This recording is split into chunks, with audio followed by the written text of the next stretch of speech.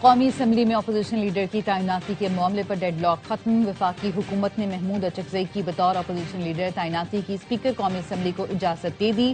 ذرائع کا کہنا ہے اسپیکر نے اپوزیشن لیڈر تعیناتی کا عمل شروع کر دیا۔ ایاز صادق کی حکومتی اتحادی جماعتوں سے مشاورت، محمود اچکزئی کا بطور اپوزیشن لیڈر نوٹیفیکیشن جاری کیا جائے گا۔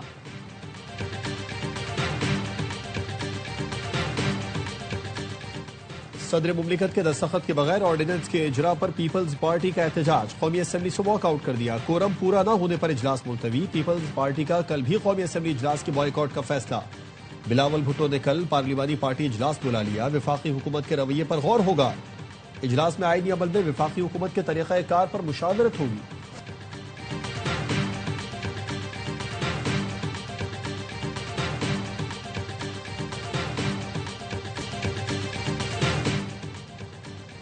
ٹانگ کے علاقے کوٹولی میں بختربند گاڑی پر آئی ای ڈی دھماکہ، 6 پولیس اہلکار شہید، شہداء میں گومل تھانے کا ایڈیشنل ایس ایچ او بھی شامل ہے۔ بختربند گاڑی گومل تھانے سے ٹانگ آ رہی تھی۔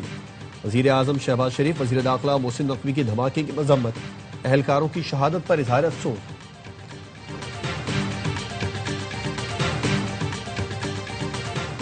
افغانستان میں عالمی دہشت گرد تنظیمیں موجود ہیں، ابہام کی گنجائش نہیں۔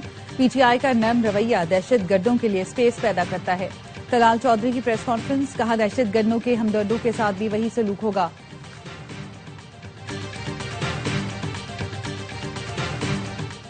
اور ایران میں حکومت مخالف مظاہروں کا زور ٹوٹ گیا، حکومت نے حالات کنٹرول کرنے کا دعویٰ کر دیا۔ ایرانی صدر مسعود پزشکیان کا کہنا ہے احتجاج منظم کرنے کے لیے بیرون ملک سے دہشت گردوں کو لایا گیا، پرامن مظاہرین کی بات سنیں گے۔ امریکی صدر ٹرمپ کہتے ہیں ایران کے خلاف مختلف آپشنز پر غور کر رہے ہیں، جن میں فوجی کارروائی بھی شامل ہے۔ اپوزیشن لیڈروں سے رابطے میں ہیں۔ امریکہ سے بات چیت کے لیے تیار ہیں، حملہ ہوا تو جنگ بھی کریں گے۔ ایرانی وزیر خارجہ عباس عراقچی کا تہران میں غیر ملکی سفارتکاروں سے خطاب، کہا حکومت نے حالات پر مکمل کنٹرول حاصل کر لیا ہے، پرامن مظاہرین کا تحفظ یقینی بنایا جائے گا۔ داعش اور دیگر دہشت گرد عناصر نے سیکورٹی اہلکاروں کو قتل کیا، بعض کے گلے کاٹے، کچھ کو زندہ جلایا۔ سرکاری اور نجی املاک کو بھی نقصان پہنچایا گیا۔ مظاہروں میں شامل 70% افراد کو غیر ملکی عناصر نے بھڑکایا۔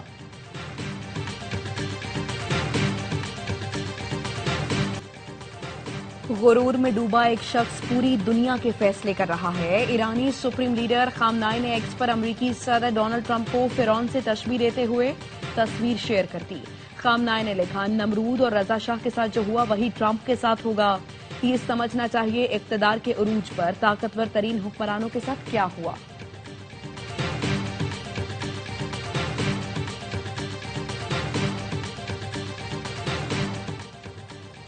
چین بین الاقوامی تعلقات میں طاقت کے استعمال اور کسی دوسرے ملک کے اندرونی معاملات میں مداخلت کی مخالفت کرتا ہے۔ چینی وزارت خارجہ کا امریکی صدر کی جانب سے ایران پر حملے کے اندیے پر رد عمل، کہا کسی دوسرے ملک کی خود مختاری اور سیکیورٹی کا عالمی قوانین کے مطابق تحفظ ضروری ہے۔ لاطینی امریکہ کے ملک خود مختار ہیں، انہیں اپنے بین الاقوامی شراکت دار منتخب کرنے کا حق حاصل ہے۔ حالات میں جیسی بھی تبدیلی آئے، چین لاطینی امریکی ملکوں کے ساتھ عملی تعاون گہرا کرتا رہے گا۔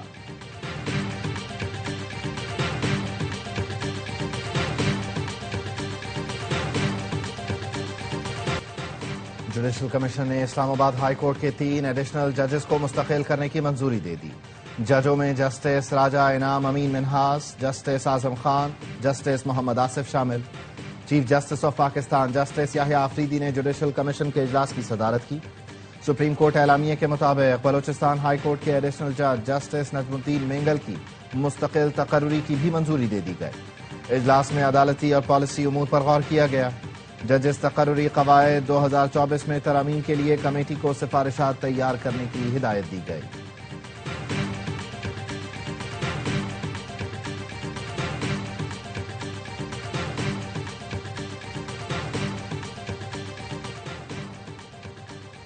صدر آصف زرداری کی منظوری کے بعد اسلام آباد میں مقامی حکومتوں سے متعلق آرڈیننس جاری۔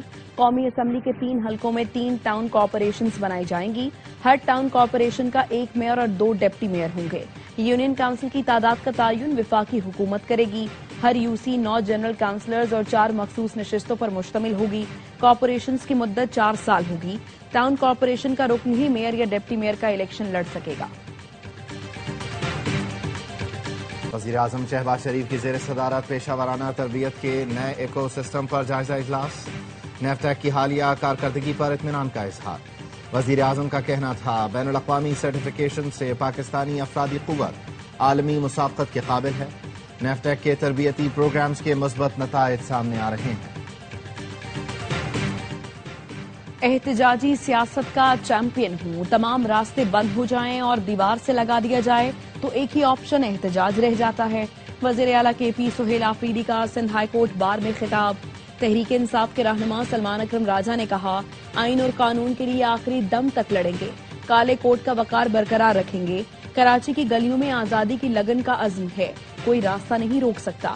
وزیر اعلیٰ کے پی کی مزار قائد پر حاضری، فاتحہ خوانی کی۔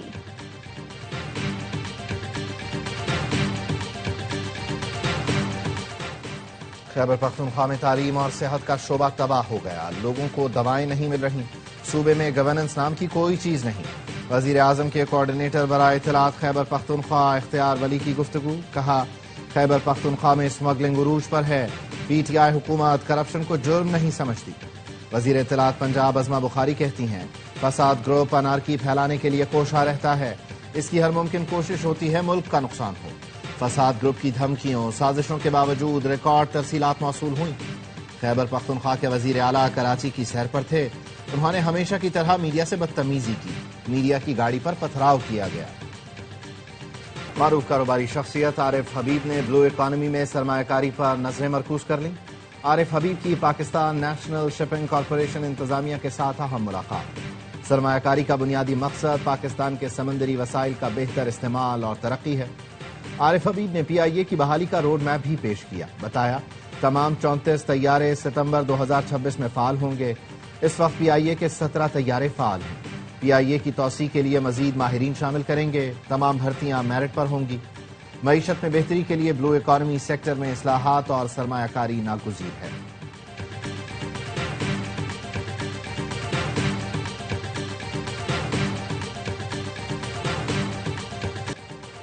سونے کی قیمت میں بڑا اضافہ، 1 تولہ سونا 7,700 روپے اضافے کے ساتھ 4,80,962 روپے کا ہو گیا۔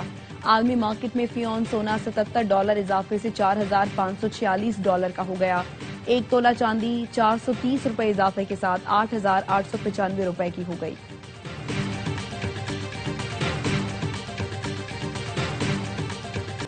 ملک بھر میں کڑاکے کی ٹھنڈ، بالائی علاقوں اور بلوچستان میں درجہ حرارت نقطہ انجماد سے بدستور نیچے۔ اسکردو -14، ستور -11، گلگت -8، زیارت قلات -7، کالام ہنزا -6، دیر راولاکوٹ اور پارا چنار میں -4 ڈگری سینٹی گریڈ ریکارڈ کیا گیا۔ کوئٹہ -2، اسلام آباد 0، پشاور 1، لاہور 2 اور کراچی میں 8 ڈگری سینٹی گریڈ ریکارڈ ہوا۔ اسموگ کے تدارک کے لیے دائر درخواستوں پر لاہور ہائی کورٹ میں سماعت۔ ممبر جوڈیشل واٹر کمیشن نے کینال روڈ سے درخت کاٹنے کی رپورٹ پیش کر دی۔ عدالت کو بتایا درختوں کی 3 بڑی شاخیں کاٹی گئیں جو انڈر پاس کی طرف بڑھ رہی تھیں۔ پی ایچ اے کے وکیل نے موقف اپنایا، یہ روٹین کی کارروائی تھی، درخت سے حادثہ ہو سکتا تھا۔ پروجیکٹ ڈائریکٹر کو معطل کر کے کارروائی شروع کر دی۔ جسٹس شاہد کریم نے کہا درخت کی وجہ سے کیا حادثہ پیش آیا اور کتنے حادثات ہوئے۔ پی ایچ اے ناصر باغ کو اپنی سرپرستی میں بحال کرے، D G P H A کے علم میں لائے بغیر کسی درخت کی شاخیں نہ کاٹی جائیں۔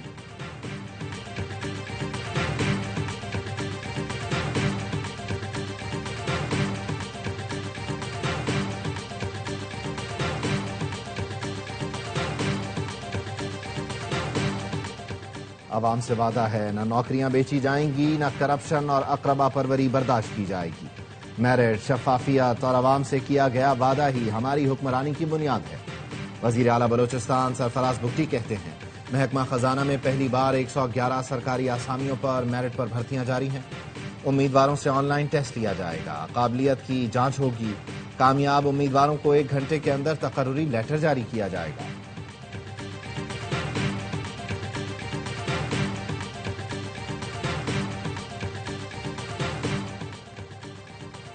خیبر پختونخوا حکومت کا ضم اضلاع کے لیے ہوم سولرائزیشن اسکیم متعارف کرانے کا فیصلہ۔ 1,20,000 مستحق گھرانوں کو مفت یا آسان اقساط پر سولر سسٹم دیا جائے گا۔ دستاویز کے مطابق 13 ارب روپے کے منصوبے کے لیے صوبائی حکومت فنڈز دے گی۔ سولر اسکیم کے لیے مستحقین کا انتخاب خیبر پختونخوا حکومت کرے گی۔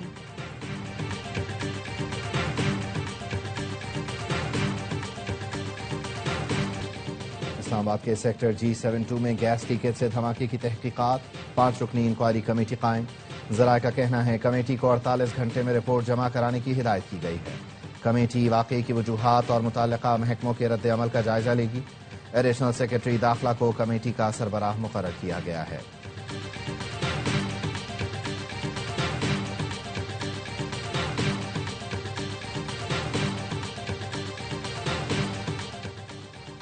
وزارت دفاع نے کراچی اور لاہور ایئرپورٹ پر مسافروں کی امیگریشن اور دیگر عدم سہولتوں کا نوٹس لے لیا۔ ذرائع کا کہنا ہے سیکرٹری وزارت دفاع نے مسافروں کو بین الاقوامی معیار کی سہولتیں دینے کی ہدایت کی۔ ایئرپورٹس کی انتظامیہ کو نئے احکامات جاری۔ کراچی اور لاہور ایئرپورٹ کو بین الاقوامی معیار کے مطابق لانے اور مسافروں کی امیگریشن کا وقت کم کرنے کے لیے کاؤنٹرز میں اضافے کی بھی ہدایت۔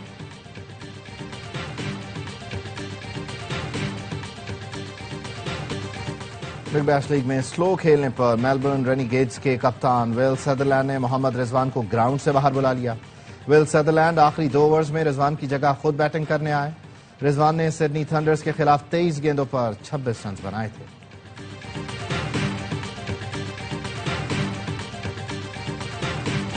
اور اپنے خیالات اور نظریات سے منفرد حیثیت رکھنے والے شاعر احمد فراز کا یوم پیدائش۔